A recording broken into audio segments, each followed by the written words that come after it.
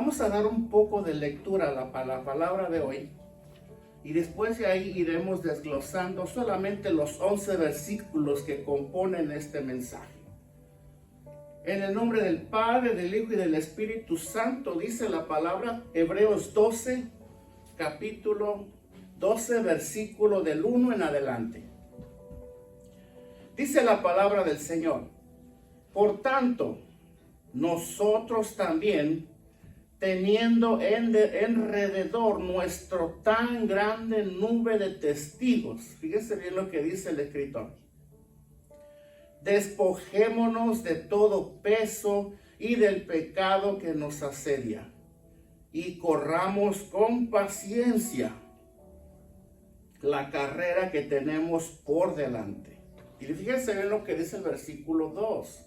Dice, puestos los ojos en Jesús. ¿En quién?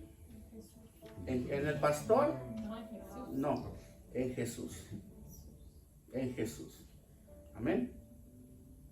El autor y consumador de la fe, el cual por el gozo puesto delante de él, sufrió la cruz, menospreciando el oprobio, y se sentó a la diestra del trono de Dios. Wow, eso es hermoso.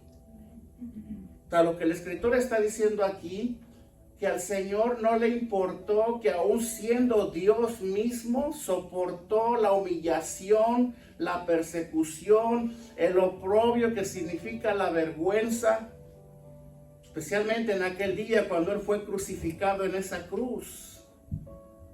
La Biblia en sí no relata a profundidad muchas de las experiencias que se vivieron en realidad en ese entonces. Pero para darnos una idea de lo que fue el oprobio de Cristo en la cruz, el libro de Isaías, capítulo 55 en adelante, más o menos describe cómo fue de verdad el calvario del Señor. Dice que llegó a un punto, por eso ahora entiendo por qué usa la palabra oprobio, vergüenza. ¿Sí? Porque dice la historia de los acontecimientos de la cruz, que Él fue desnudado completamente con el perdón de los presentes. Él fue desnudado completamente. Él fue humillado hasta lo más bajo, es más, la muerte de cruz era la muerte a la cual solamente eran sometidos los criminales más criminales de aquel entonces. O sea, el peor de los criminales era el que experimentaba la muerte en la cruz.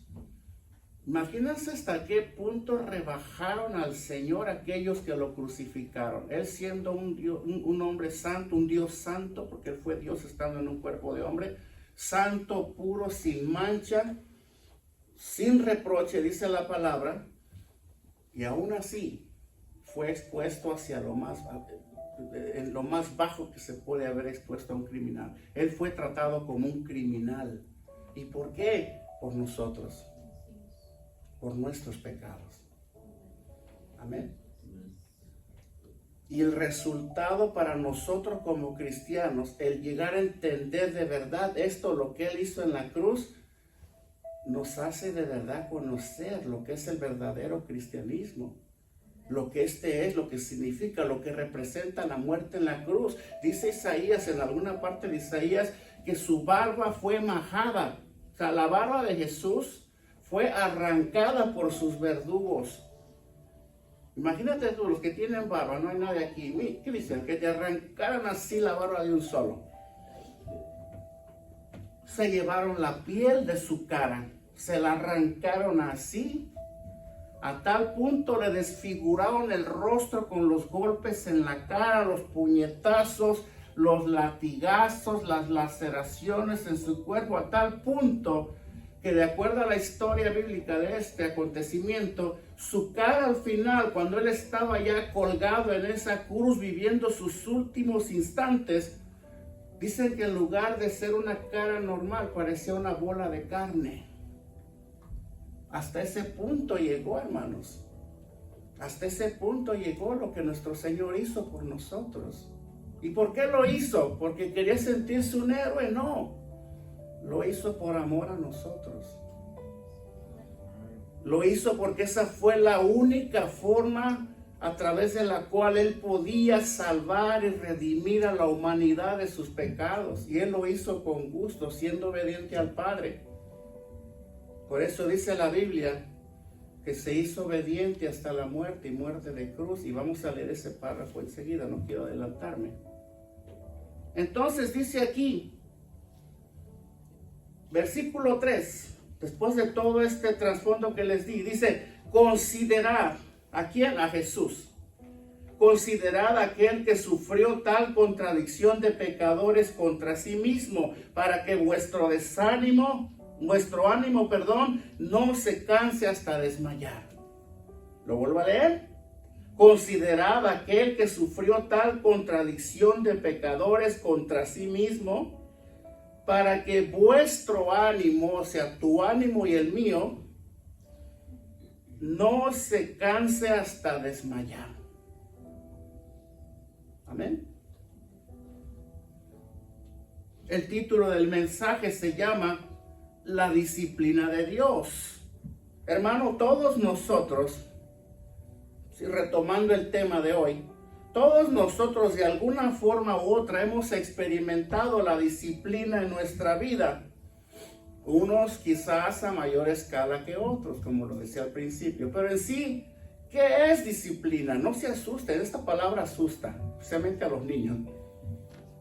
No se asusten, disciplina significa educación.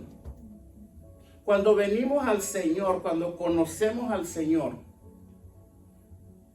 hermano, venimos de una forma. Lo único que Dios redimió en ti es el espíritu, tu alma.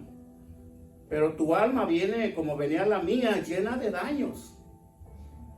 ¿Sí? El cristianismo verdadero no es aquel que muchos pregonan, que te dicen, solamente acepta a Cristo y vendrá una paz sobre tu vida, vendrá una transformación, el odio se va a ir, el coraje, la amargura, la enfermedad va a quedar sanada, todo lo malo se va a ir, como por arte de magia. Ese es el cristianismo moderno.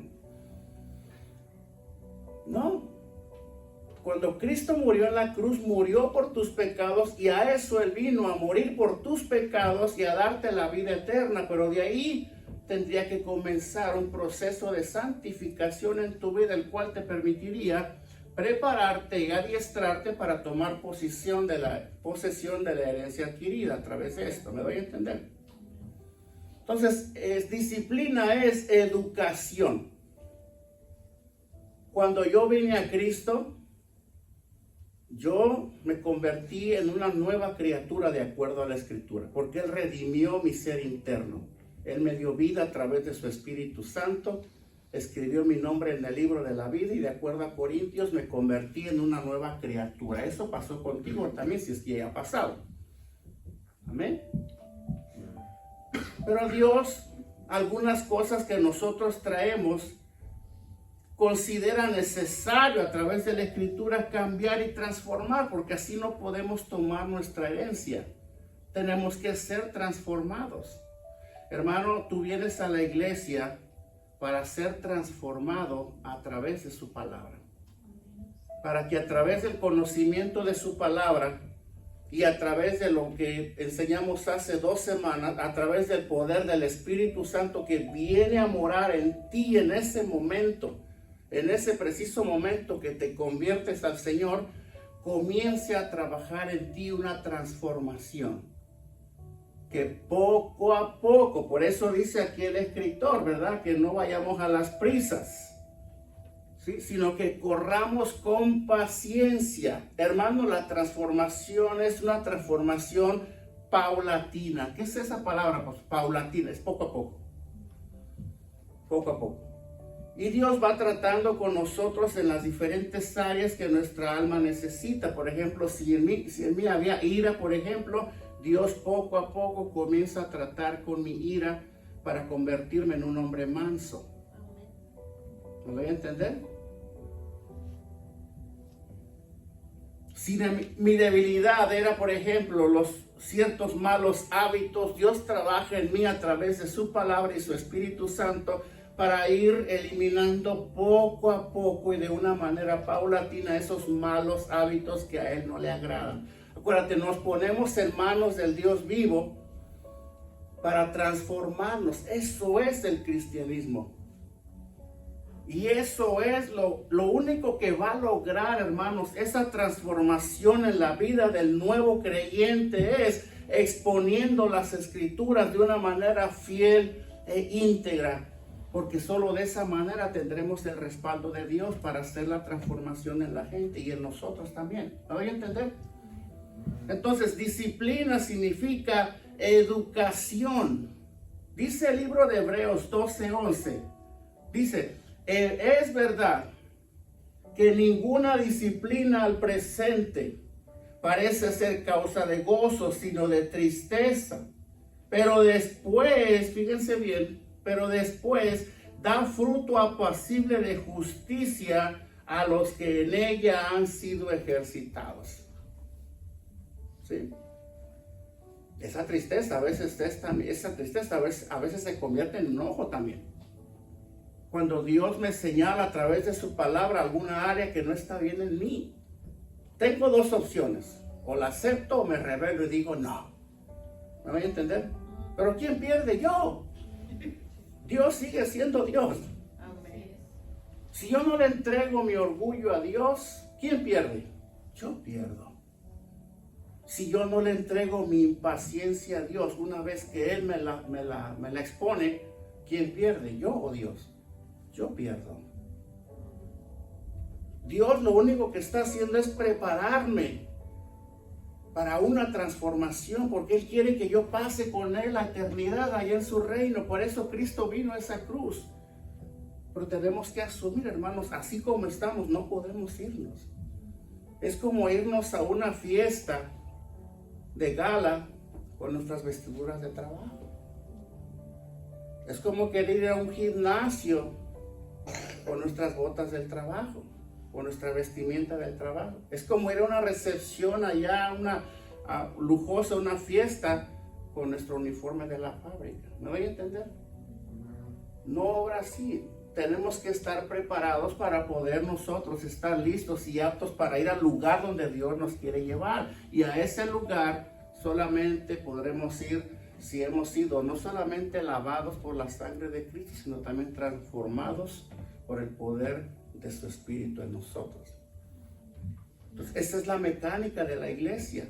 Esa es la mecánica de las actividades que hacemos en la iglesia.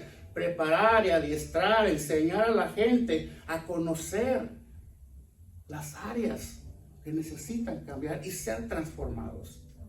Las mujeres, por ejemplo, en el día de ayer, se les sembró una semilla muy poderosa, muy elemental. ¿Cuál fue? La identidad. La identidad. ¿Sí? Y esa es, hermanos, y yo creo que hay que hacer una para hombres también, para que nosotros nos enseñen eso también. Hermanos, cuando estamos en Dios, sin la identidad de Dios no vamos a ir a ningún lado. Porque yo primeramente necesito saber quién soy, a quién pertenezco y hacia dónde voy. Y de ahí partimos para donde tú quieras. Si no sé quién soy, si no sé para dónde voy, entonces no voy a ningún lado. ¿Me voy a entender? Entonces esta base que se sembró en ellas ayer fue gloriosa. Y espero que las hermanitas que estuvieron presentes ayer sigan meditando en eso. Eres una hija de Dios. Tienes identidad. Dios te la dio. Dios es tu Padre. Amén. Dios es tu Padre. Y Él tiene cosas tan grandes y tan hermosas para tu vida. Pero tienes primeramente que sentirte como lo que eres. Una hija de Dios. Y no anteponer tus defectos, tus debilidades y tu pasado